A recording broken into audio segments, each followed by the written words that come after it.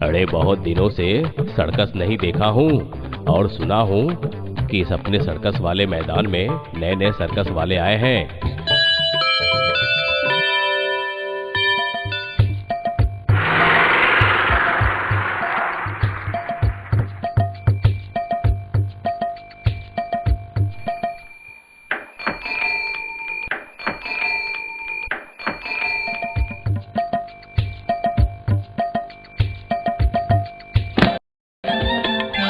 अरे बटलू भैया, अरे कहाँ जा रही? अरे बाबा कान वाले, अरे अच्छा हुआ तू मिल गया।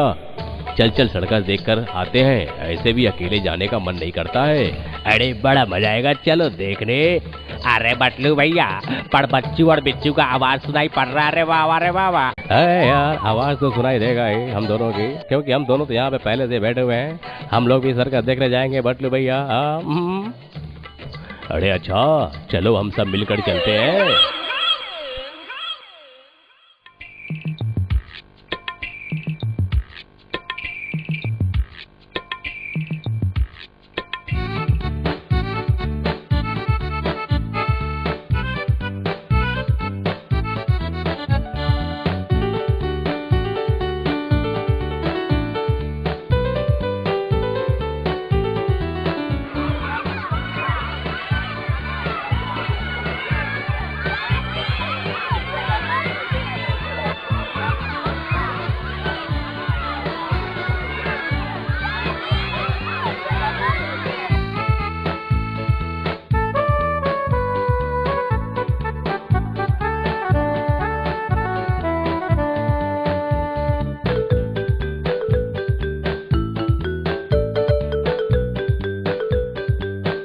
तुम्हारा नाम क्या है भाई? बटलू। तुम्हें देखकर ऐसा लगता है बटलू तुम मेरे लिए एक काम कर सकते हो। आज जो सर्कस करने वाला आने वाला था वो तो आया नहीं, तो उसके जगह पे आप। ओ समझ गया, इसका मतलब उसके जगह मुझे खेलना पड़ेगा। हाँ वही तो बोल रहा हूँ। अरे उम्मीद करता हूँ कर पाऊंगा। और सुनो, तुम लोग अंदर जाकर बैठो, तुम लोगों में से किसी का कोई टिकट नहीं लगेगा। मैं अंदर जा रहा हूँ। आ रहा है हम लोगों का बटलू, वो दिखाएगा आज का सर्कलिंग बोर्ड का खेल। तो दोस्तों दिल थाम कर बैठिए, आ रहा है हम लोगों के सामने अपना बटलू।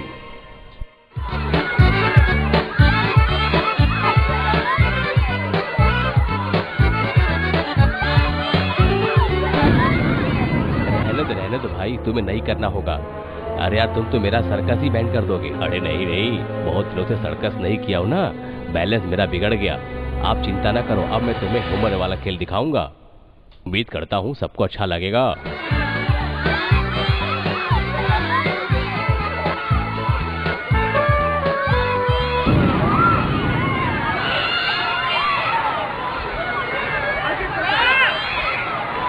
बस रहने दो अपना ये तोड़ने वाला खेला।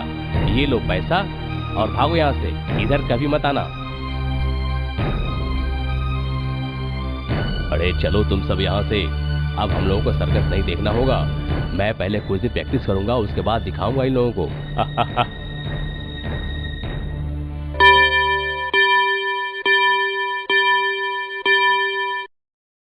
अरे बटलू भैया, तुम कुछ बोले नहीं, तुम्हारे साथ इतनी बड़ी बेइज्जती की। अरे नहीं यार, मुझसे ही गलती हुई थी। एक काम करता हूँ, अब मैं आज से प्रैक्टिस करूंगा, उसके बाद उन लोगों को मजा चखाऊंगा।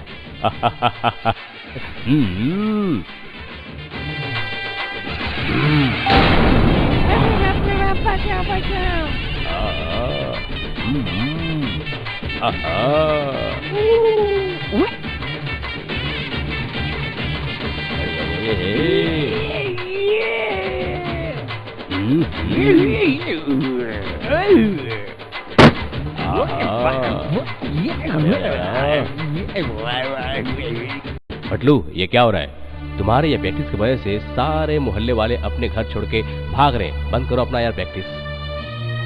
तुम्हारे बॉल फेंकने से लॉकअप के सारे लोहे टेढ़े हो गए हैं और सारे चोर भाग जाएंगे और तुम्हारे वजह से मेरी नौकरी चली जाएगी। अरे पता नहीं ये सब क्या बोल रहे हैं। हाँ भाई प्रैक्टिस करो। हाँ अब तो पब्लिक तुम्हें सबक सिखाएगा। हाँ समझ गया बच्चू। हाँ अरे चलो अब हम लोग लोगों को भड़काएंगे ताकि बटलू को आओ आओ आओ आओ आओ।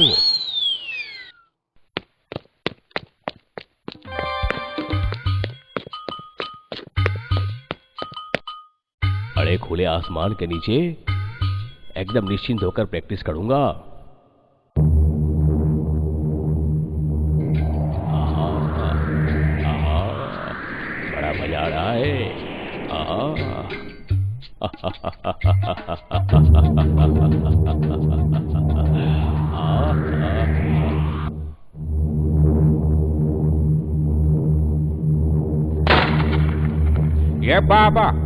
ये बाबूरा बोलता रहे, ये बम की तरह आवाज किया होगा रे बाबा रे बाबा, ये तो लग रहा है ये प्लेन हाईजैक होगा रे बाबा रे बाबा। ये बाबूरा गणपत बोलता रहे। ये राजू ये क्या हो गया? भैया चुपचाप बैठ जाओ, अगर ज्यादा चिल्लाओगे ना ये लोग तुम्हें हमेशा के लिए बंद कर देंगे। सुनिए यात्रीजन, कृपया करके शांत होकर बैठिए। ऐसा लग रहा है कि दुश्मनों ने हमला किया है। आशा करते हैं कि सब कुछ ठीक हो जाएगा। करके शांत होकर बैठिए। अरे बहुत तेज उछाल दिया था, लेकिन इस बार मैं बहुत आस्ते उछालूंगा। चलो भाइयों, हम लोगों का खराब दिन चल रहा है। अरे चलो हम लोग मिलकर बटलू का मोटाई पचकाते हैं। चलो। हे भाई, इस बार हम लोग सबको सटकाइला समझे। अरे सबके साथ बच्चू हाथ मिलाकर मुझे मारने आ रहा है। रुको, मैं और सबको मजा चखाऊंगा।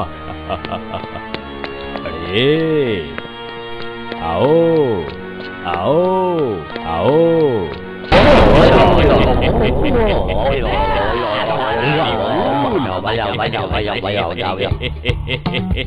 अब समझा? ऐसे ही नचाता रहूंगा तुम लोगों को। अरे मैनेजर बाबू, ये नया सर्कस का खेल कैसा लग रहा है? चलो आओ भाई, मुझसे बहुत बड़ा गलती हो गया। अरे आप हमारे सर्कस में आ जाओ और ऐसा खेल दिखाओगे तो मेरा सर्कस बहुत जमेगा। चले आओ चले आओ, यही सर्कस होगा इस साल का नंबर 1। अरे बटलू, तुम जिसे पकड़ कर लाए हो खेलने के लिए, वो हमारे इलाके के एक से बढ़कर एक डॉन और माफिया है। अब तो सरकार तुम्हें इनाम देगी। अरे वो सब मैं कुछ नहीं जानता, लेकिन ऐसे खेलने में मुझे बड़ा मजा आ रहा है। दोस्तों, आज आप लोग देखोगे एक सर्कस का एक लाजवाब खेल जो मनुष्य को बहुत मनोरंजन देगा, और वो दिखा रहा है आपका बटलू। मस्ते।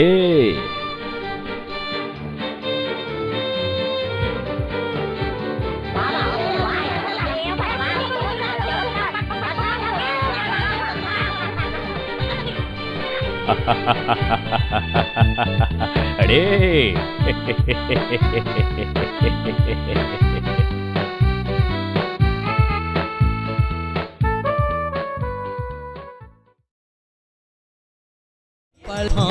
ये है गोपाल भाड़।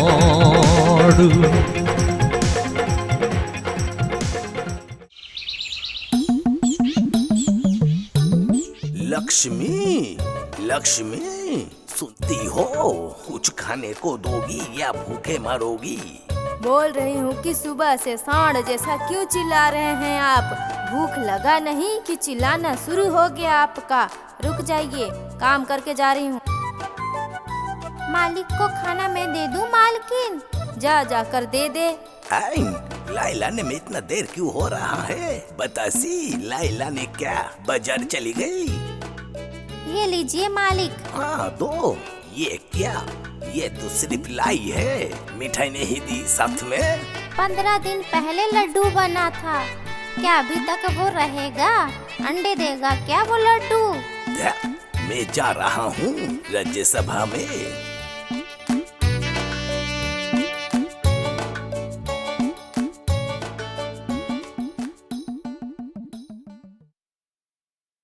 ये क्या? राज्य सभा में सभी है, गोपाल क्यों नहीं है? उसके बिना राज्य सभा अच्छा नहीं लगता है। हाँ महाराज, आप सही कह रहे हैं।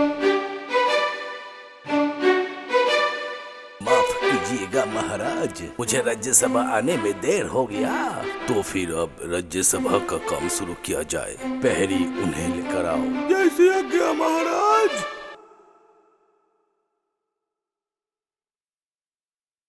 गोपाल, आज तुम उदास उदास लग रहे हो, ऐसा क्यों? मामला क्या है? सुबह सुबह मेरी पत्नी मुझे एक कटोरी लाई भिजवाई और मैं नहीं खाया, गुस्सा होकर चला आया। इससे लड्डू का याद आ गया। तुम्हारी पत्नी लड्डू बहुत अच्छा बनाती है, एक दिन बनवा कर लाना, हम लोग सब मिलकर खाएंगे। ठीक है, कल ही बनवा कर लाऊंगा। ठीक है, लड्डू का बात खत्म, आज का सभा भी खत्म। लक्ष्मी सुनती हो? कहाँ हो लक्ष्मी? ओह ओह, सांड जैसा क्यों चिल्लाते हैं? आज राज्य सभा में तुम्हारे हाथों का लड्डू का तारीफ हो रहा था, इसलिए मैं सामान खरीद के लाया हूँ। सब तुम्हारे हाथों का लड्डू खाना चाहते हैं, तुम बना देना लड्डू। मैं सिर्फ आपके सभा के लिए लड्डू बनाऊंगी, क्या मोहन बतासी वो लोग नहीं खाएंगे क्या? तब तो बहुत अच्छा है, तुम सबके लिए लड्डू बनाओ। हाँ, कल सुबह ले जाऊंगा। नहीं, अभी नहीं, पहले मैं घर का काम कर लूं, फिर उसके बाद दोपहर में बैठकर बना दूंगी।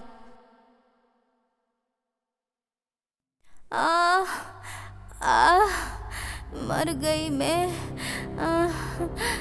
क्या हुआ वैद्य जी? लग रहा है डेंगू बुखार है, इनको बहुत आराम करने का जरूरत है। कुछ दिनों तक इन्हें कुछ काम करने मत दीजिएगा।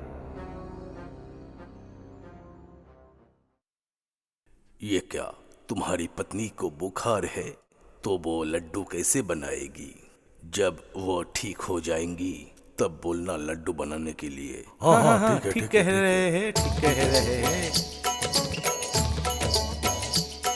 गोपाल, तुम्हारी पत्नी कैसी है? ठीक है महाराज। तो अब लड्डू खिलाओगे ना? जरूर खिलाऊंगा महामंत्री, लड्डू बनाने के लिए आज ही बोलूंगा। अब तुम ठीक हो गई हो, अब तुम्हें लड्डू बनाना ही होगा, बनाओगी ना? ठीक है, लेकिन 2 दिन बाद। अब कल परसों मत करो तुम, आज ही लड्डू बना दो। मैं राज्य सभा में कह कर आया हूँ, कल खिलाऊंगा। लेकिन आप जो तिल्ली लाए थे सड़ गया। ये क्या, कैसे? तिल्ली जब मैं भिगो दी थी तभी तो मेरा तबीयत खराब हो गया था, तो सड़ेगा नहीं तो क्या होगा बोलिए? अब क्या होगा हे भगवान? दादी ये देखिए, मैं पका हुआ ताल लेकर आया हूँ। लक्ष्मी, मैं कुछ सोचा हूँ, सुनो।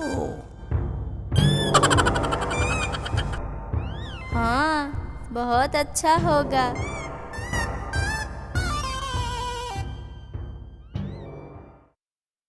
ये लीजिए महाराज, मेरी पत्नी भेजी है।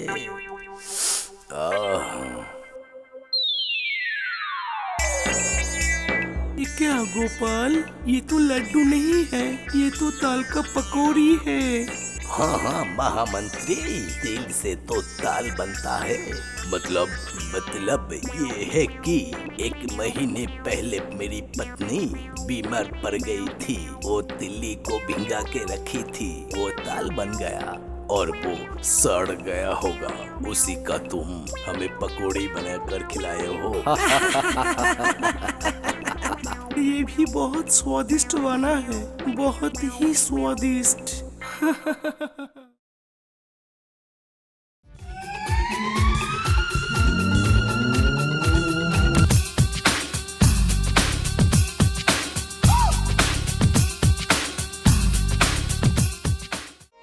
हरा भरा एक जंगल था। उस जंगल में एक तालाब था। उस जलाशय के पास रहते थे एक सियार और एक सारस पक्षी। सवेरे सवेरे समय काटने के लिए जा रहा हूँ सारस भाई से मिलने को। अरे सियार भाई कैसे हो, क्या खबर है? मेरा तो वही है, तुम्हारी क्या खबर है? दिन निकला नहीं और खाने के लिए निकल जाना पड़ा। काश कोई मुंह के सामने खाना ला देता। अच्छा ये बात है।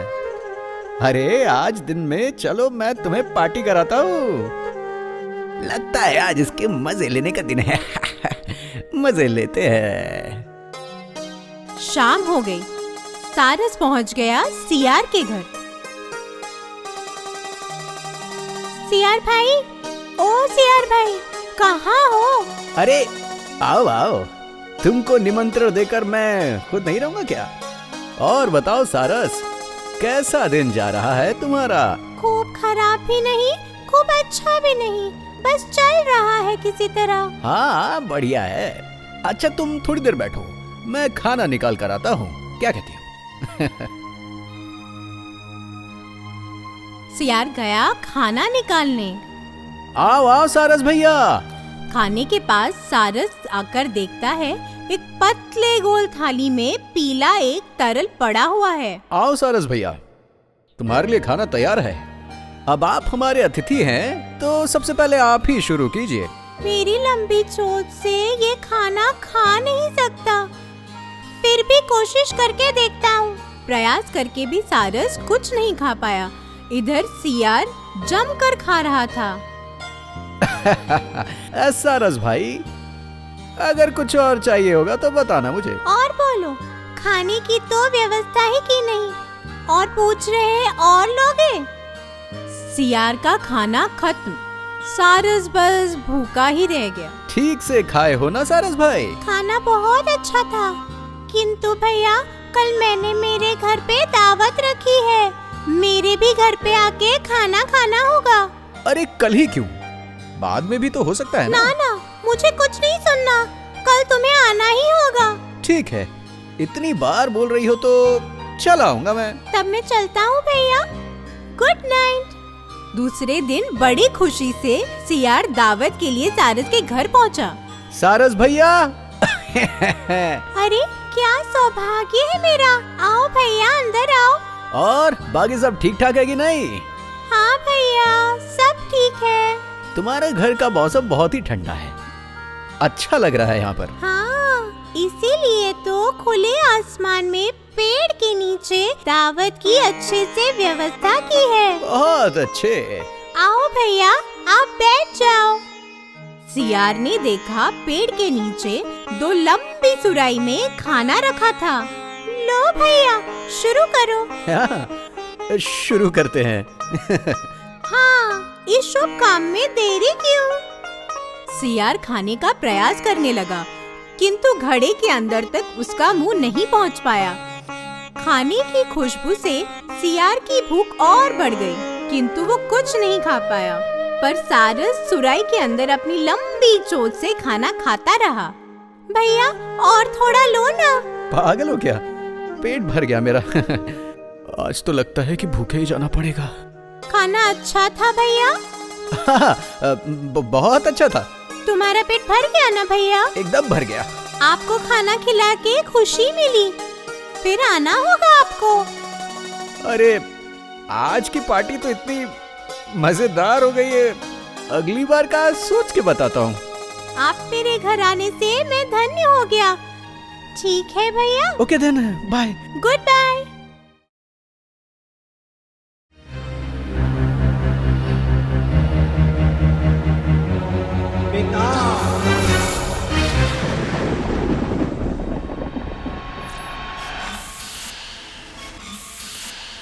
आनंदपुर राज्य के राजा का पुरोहित अग्निश्वर और उनका परिवार बहुत ही छोटा और सुखी था। उनकी घरों में बहुत ही खुशी थी। देखते ही देखते उनकी बेटी बड़ी हो गई। पूरा दिन पूजा ही करोगे, बेटी बड़ी हो गई है उसकी चिंता है आपको, कब उसकी शादी विवाह करोगे? शादी करने के लिए एक अच्छा लड़का चाहिए। हमारे बेटी के शादी के लिए बिना देखे तो नहीं कर सकते। बड़ी बड़ी सोचते हो, लड़के वड़के देखे हो क्या? हाँ? मैं चंद्रपुर गांव में एक विशेष काम के लिए जाऊंगा, आने के समय लड़का देखना शुरू कर दूंगा। अगले दिन पुरोहित गए चित्रकूट राज्य में। वहाँ पे उनकी मुलाकात हुई। एक लड़के से लड़का पसंद करके घर में ले आया बेटी के शादी के लिए। सुनती हो, ये देखो मैं किसे लाया हूँ। मेरे गुरुदेव का लड़का, नाम है नरेंद्र, स्वभाव का बहुत अच्छा है। चाहो कि इसी से बेटी का शादी करवाऊंगा। ये क्या, मैं भी पूजा के लिए एक लड़का देख ली हूँ, इसका नाम है चंदन। ये कैसे हो सकता है? मैं भी बहन के लिए एक लड़का पसंद किया हूँ। ये मेरा दोस्त है काशी। प्रणाम। अब क्या होगा? सुनिए पिताजी, कल मैं बगीचे से फूल तोड़कर एक फूल का माला बनाऊंगी और मैं जिसे पहनाऊंगी आप उसी से मेरा शादी करवा दीजिएगा। ठीक है बेटी, वैसा ही होगा।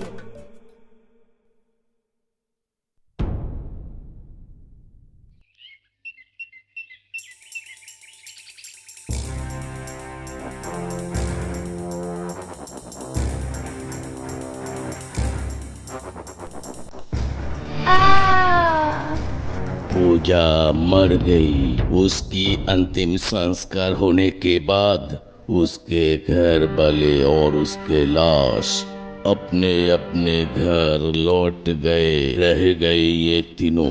एक बार देख के मैं पसंद कर लिया। सच में, अगर ऊपर वाला मुझे भी बुला लेता उसका सर तो अच्छा होता। सुनो दोस्त, एक काम करते हैं, मैं उसकी अस्थियां लेकर पूरा दुनिया घूमने जाऊंगा और पता लगाऊंगा कि कोई से नसीब से बचा पाए। ठीक है दोस्त, तो मैं उसकी राख लेके दुनिया घूमने जाता हूँ। तुम? नहीं, मैं उसकी चिता के पास रहूंगा तुम दोनों के आने तक। ठीक है, हम दोनों वादा करते हैं, ठीक 1 साल बाद हम दोनों यही मिलेंगे। तुम हम दोनों का इंतजार करना। दोनों ही रवाना हो गए अपनी अपनी यात्रा पर। नरेंद्र शुरू कर दिया शमशान में योग साधना और एक तरफ चंदन घूमते घूमते आ पहुंचा एक ब्राह्मण के घर। सुनिए सुनिए, कोई है घर में? कोई है? कौन है? मैं एक ब्राह्मण हूँ। मैं दुनिया घूमने के लिए निकला हूँ। मैं बहुत भूखा हूँ, प्यासा हूँ। डरो मत, मैं भी ब्राह्मण हूँ। तुम घर के अंदर आके कुछ खा लो। आओ, तुम अंदर आओ। जी, मैं आ रहा हूँ।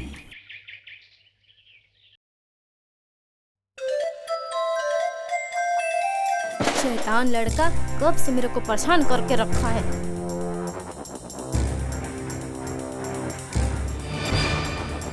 ये क्या, आप एक छोटे नादान बच्चे को मार दिए हैं?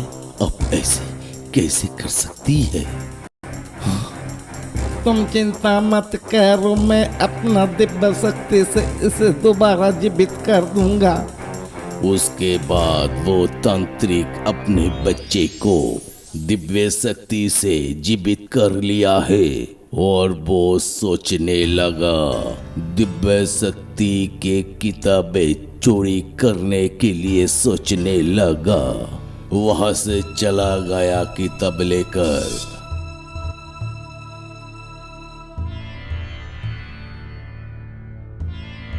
दोस्त, मैं आ गया, साथ में दिव्य मंत्र की किताबें लाया हूँ। इधर 1 साल पूरा हो गया और लौट आया काशी भी, और पूजा की अस्थियां एक जगह रखा गया।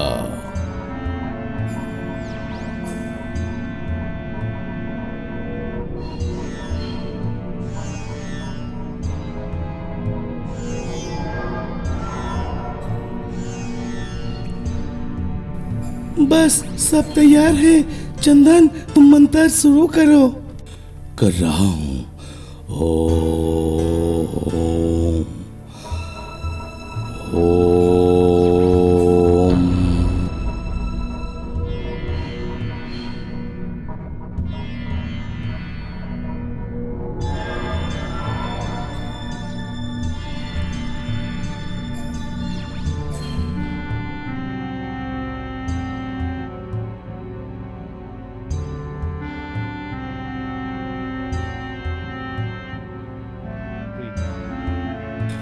हाँ, पूजा जिंदा हो गया। पूजा महाराज ये बताइए, उन तीनों में से किसे अपना पति मानेगी? कर्ण चंदन जीवन दान दिया है और वो अपना घमंड में, और काशी उसकी अस्थिया की ख्याल रखा था क्योंकि वो पिता समान है। पूरा 1 साल उसका ख्याल रखा था। ऐसा एक पति ही पत्नी के लिए कर